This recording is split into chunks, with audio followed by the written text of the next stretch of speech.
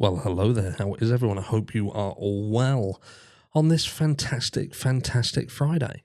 And what else is fantastic? You are absolutely fantastic. You look fantastic. You are fantastic. And to be still here as we reach the end of 2023, that makes you like doubly fantastic if you have made it or if you've joined and decided to stay. Thank you. And look, it's a bit of a sombre kind of video today because I saw a video yesterday. Well, it wasn't a video; it was a post. It was a post from Get a Clue, and he was talking about the fact that he was going to come off the platform. He's somebody who has done content for the Idaho 4 case, and I appreciate. And what I want you to do is just hear me out, because I appreciate the fact that not everybody are into certain creators, and I'm going to be talking about another creator in a second. And again, this isn't a hate track. I've just got to kind of, in the tone of this video, I've got to speak about it. But yeah, so Get a Clue had turned around and said, look, he's going to come off the platform. And I think the be all and end all was his frustration was that he feels very passionate about the case. He feels very passionate about the content that he creates. And the fact that he feels that, for the most part, the stuff that he brings out is done with intelligence aforethought. Do you know what I mean? It's not to do with entertainment. It's not to do with following popular narratives. It's not about putting a spin on things because they're the things that get seen. He does content because he's passionate about the crime. He's passionate about justice. He wants the truth at the end of the day. And it led me to think, you know what, he's not always said, he's not always been an advocate for my channel, and I get why. I understand why, and I'm going to touch on that as well. I think he's frustrated with channels like mine because he sees a bit, I suppose, a bit of a wasted opportunity, because he sees the views, he sees the attention that channels like this gets, but we don't go about the content in the same manner with which he does. And that is frustrating to someone like him. And let's just put it this way. Covering the Idaho 4 case has not been easy. It hasn't been easy at all, because it's a bit of a minefield, because this is a case that splits the room. And I always talk about the fact that these cases split the room. There are differences of opinion. There's people who are very passionate on both sides of the argument. There's people who look at the evidence that has been placed out into the public eye, and they look at it and they feel that that is enough. That is enough to convict this person. And then there's people like myself who are passionate in the fact that they don't believe that's right. Now, they're not ignorant, like I'm not ignorant to the fact that there could indeed be a trial that enlightens us. There could be an abundance of things that come out, but that isn't here yet. And I think the frustrating thing is when you consider that so many people have taken it upon themselves to convict certain people, namely in this case Brian Kohberger, for instance, and if you question anything around this case, you are shot down in flames. You automatically become the enemy. And like I say, it's a difficult one to navigate, because if you're a content creator, and other content creators, they'll agree with what I'm saying here, but they possibly, for the most part, they're not going to say that they agree, and they certainly won't be doing a video to say that they agree. But when you're trying to build something that can become a powerful tool, can bring attention to cases, you have to structure things in a certain manner. You have to build your channel to a point where it is big enough and powerful enough to make a difference.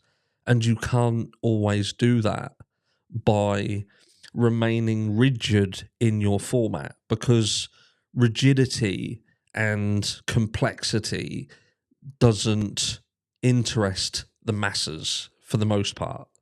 People want to be entertained. People want to they want rapid fire stuff. They want information, but they want information that sparks their curiosity or how can I say, or satisfies whatever urge it is that they have. And with the Idaho 4 case, there is an abundance of people surrounding this case, and there are abundance of needs that need to be satisfied. And for the most part, that's not complex, lengthy explanations of things. And it's certainly not listening to YouTubers moan and whinge about certain elements of the platform or the cases and the way in which their content is perceived. You kind of have to have thick skin. You have to let things roll off your back, like water off a duck's back. But make no bones about it, this has been a horrible case to cover. We've been covering this case now for over a year and done many, many videos covering every single element of this case. And Clue, for instance, Get a Clue. I'd turn around, it was almost like, what's the point? What is the point in doing what we do? What's the point in coming to this platform and offering up information, bringing stuff forward to try and broaden people's horizons, to make them look outside the box, to not just condemn on information that is circumstantial? And I'm going to answer that question because I want people to step back a second and I want them to ask what sort of world that they want to live in. You know, I was always told when you're in a relationship, you should treat the person you're with the same way that you would treat your own child, or how you would want your own child to be treated by somebody. So if you're a guy and you're with a girl, you should treat that girl the same way you would expect another guy to treat your daughter. And that goes the same for sons as well, and wives with their husbands. And it's the same with cases like this. You should treat the accused the same way you would want your loved one to be treated in the event that they were accused. Now, what if you had a loved one who was wrongfully accused? I know of people who have been wrongfully accused of crimes. I have known people who have had their lives destroyed by lies. I have known people who have set out purposefully to destroy relationships between people, whether it be a parent trying to destroy the relationship between the other parent and the child. But people set out to destroy other people, and it's almost like it's part of society. It's just a normality that we have to put up with. But is that the world that we want to live in? Do we want to live in a world where people do not look at everything? They are closed-minded. They do trust in the establishment, and whatever they say is gospel. Again, with the Idaho 4 case, can we genuinely look at the evidence that has been placed before us and say that this evidence tells me that this person does not deserve the benefit of the doubt, does not deserve to be considered as potentially innocent of this crime, or some other explanation? Could it, even if it is a more complex of a case? We heard that Brian really early on may have turned around and said, was anybody else arrested? Now, I find that statement a bit of a double-edged sword, because I almost think if he did say that, that is almost an admission of guilt, because he's accepting the fact he's been arrested, and he's almost saying, well, did you catch the other people who were involved? It could have just been a knee-jerk reaction, or he may never have said it at all. But again, what I'm saying is there's so many little elements of this case, so many little things that haven't sat right, but you cannot bring them up. You can't talk about them because people shoot you down if you try and talk about them, but then they can't give you a valid enough reason why you should. So I answer your question, Chloe. Why should you continue to bring the information that you do to the platform so you can say that you did it?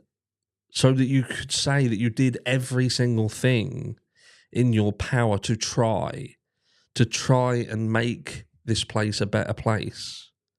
Look, those who give Brian Koberger the benefit of the doubt could indeed get later on down the track and be wrong. Could indeed be wrong. And when I say wrong, I mean that was wrong of me to say that. Because if you gave somebody the benefit of the doubt, were you wrong in doing that? Were you wrong in giving someone the benefit of the doubt? In hindsight, it's always easy to say that you were wrong to consider someone could be innocent when you later find out that they're guilty. But what about the people who you writ off so early and they went down like Christopher Tapp, for instance, and lost 2 decades of his life? And when he did finally get out, it was only a short time before he then lost his life. What if people would have given him the benefit of the doubt? What if people would have stepped back and been more supportive of him? What if his defense team would have done a better job? What if the prosecution, the judge, everybody involved in that would have done a better job? That would have been one person who didn't go through the trauma of that life that was tragically cut short. It doesn't make amends when someone loses their life. The Idaho 4, for instance, it's not going to make amends if the wrong person is burnt at the stake for the crime. It might make you feel better, the people who have this person pinned as wrong. And again, if this just carries on the way it is and later on he is found to be guilty, you know that these people are going to come back and attack the channels that gave Brian the benefit of the doubt, because that's the society we live in. So is there really a point?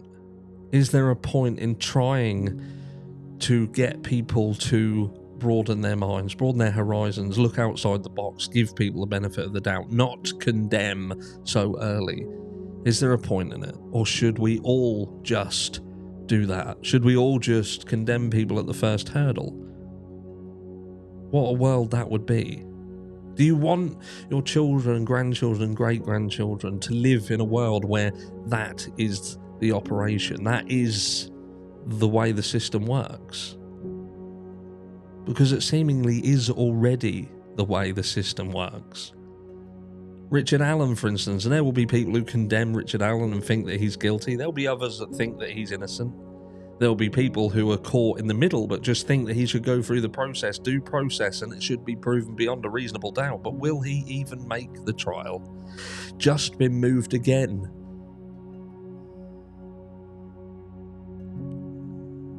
The truth is that we live in a world that needs more people who are open-minded and not just closed off, and this viciousness in their heart, so they just want someone to pay. What do you want? Let me know down below, and I'll catch you all in the next one.